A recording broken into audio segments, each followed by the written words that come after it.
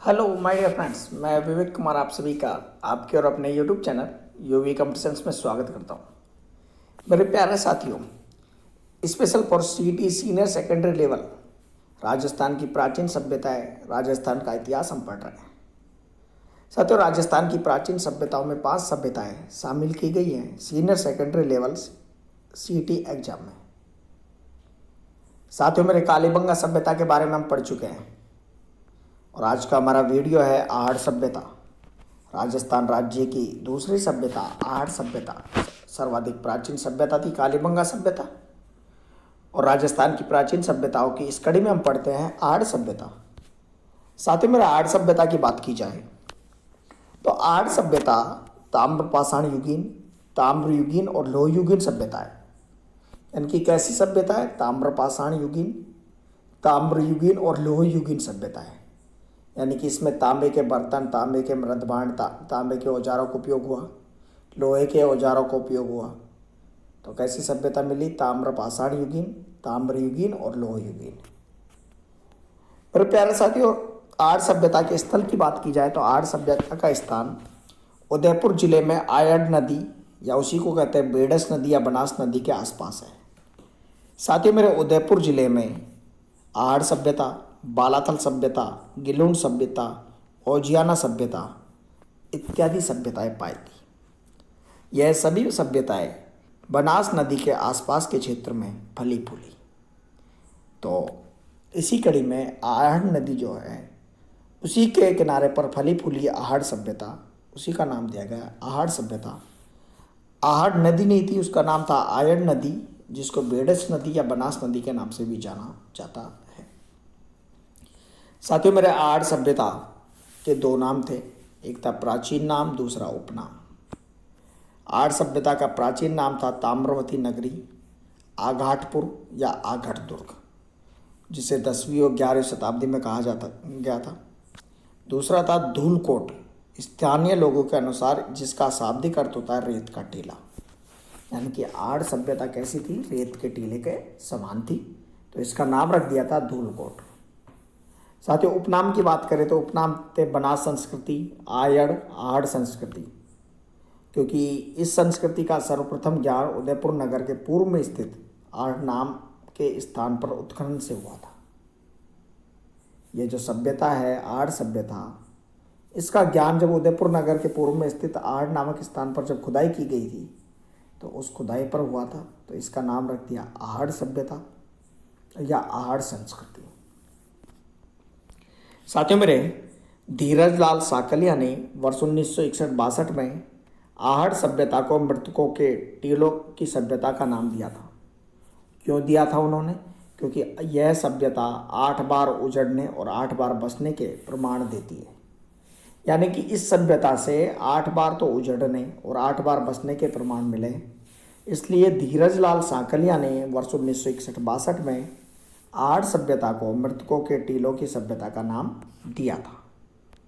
साथियों, मेरे इसके उत्खननकर्ताओं की बात की रही तो सबसे पहले इसका उत्खनन 1953 में वर्ष 1953 में अक्षत कीर्ति व्यास ने किया था। उसके बाद वर्ष 1954 में रतन चंद्र अग्रवाल, RC अग्रवाल ने धूलकोट नामक टीले का सर्वप्रथम व्यापक उत्खनन किया। और साथियों, मेरे RC अग्रवाल को ही आहड़ सभ्यता का खोजकर्ता माना जाता है। आहड़ सभ्यता का खोजकर्ता किसे माना जाता है? RC अग्रवाल को। नाम पूछे क्या है? रतन चंद्र अग्रवाल या RC अग्रवाल। साथियों, मेरे वर्ष 1961-62 में VN मिश्र व पूना विश्वविद्यालय के डॉक्टर HD साकलिया, हसमुख धीरज लाल साकलिया के नेतृत्व में खुदाई हुई थी। और उसके बाद भारत सरकार के विजय कुमार MPC चक्रवर्ती के नेतृत्व में भी यहाँ पर खुदाई हुई है।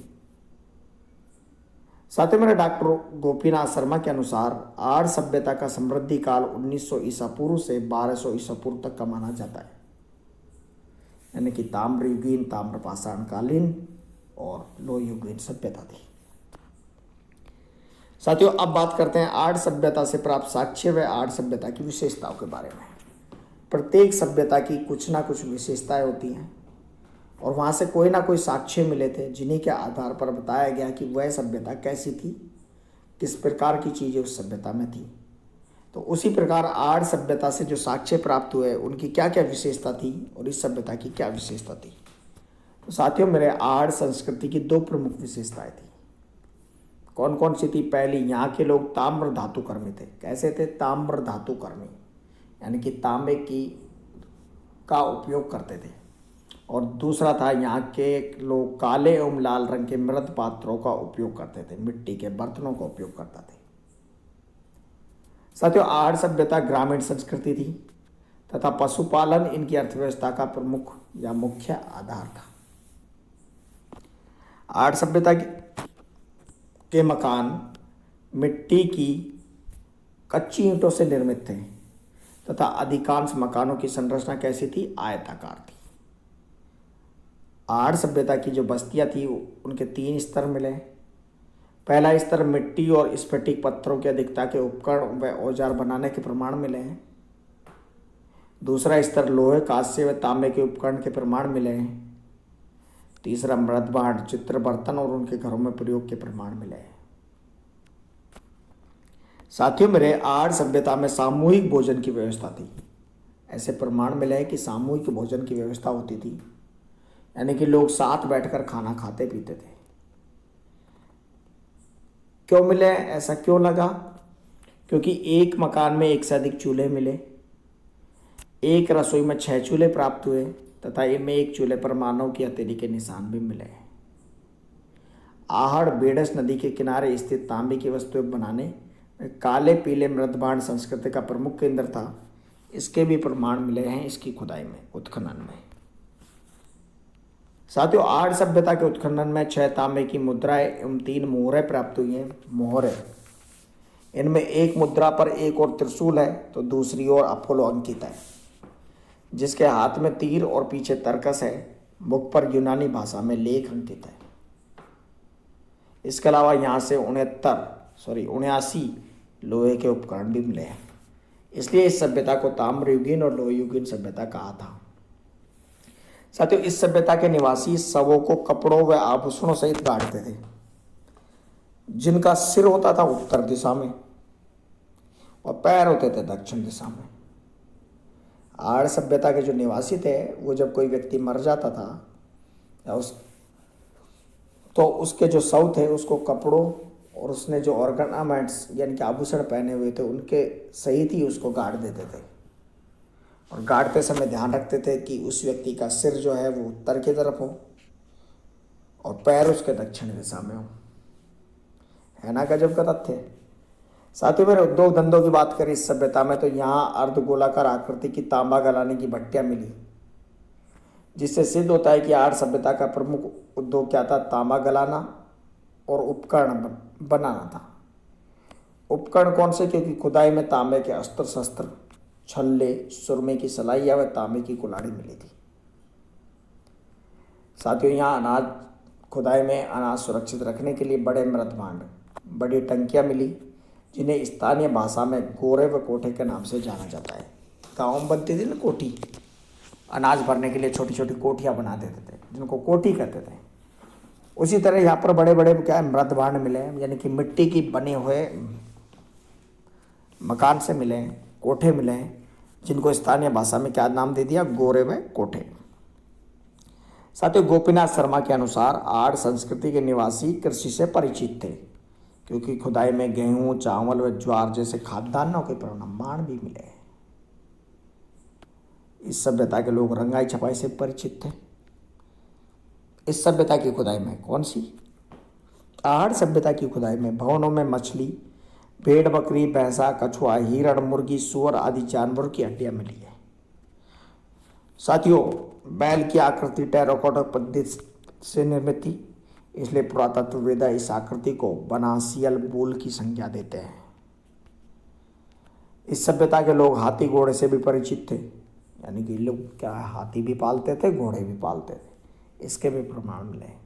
आर्य सभ्यता वाले हाथी घोड़ा पाल की, जय हो कन्हैया लाल की।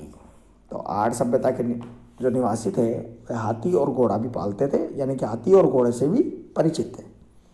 इस सभ्यता के आर्य सभ्यता के लोग लाल, भूरे व काले मिट्टी के बर्तन काम में लेते थे, जिन्हें उल्टी तपाई शैली में पकाया जाता था।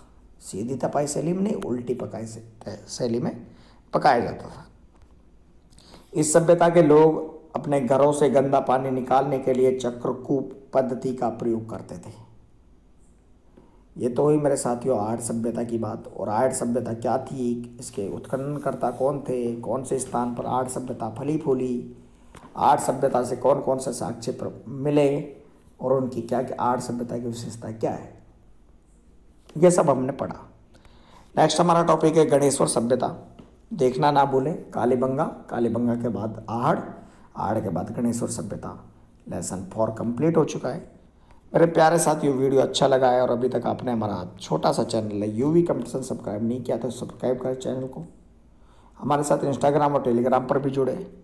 वीडियो देखने के लिए आपका तहे दिल से धन्यवाद। Thank you so much. मिलते हैं एक नए वीडियो के साथ। कमेंट जरूर करें साथी, मेरे प्यारे साथियों, कमेंट जरूर करें। लेकर आता हूँ एक नया वीडियो, तब तक के लिए दीजिए।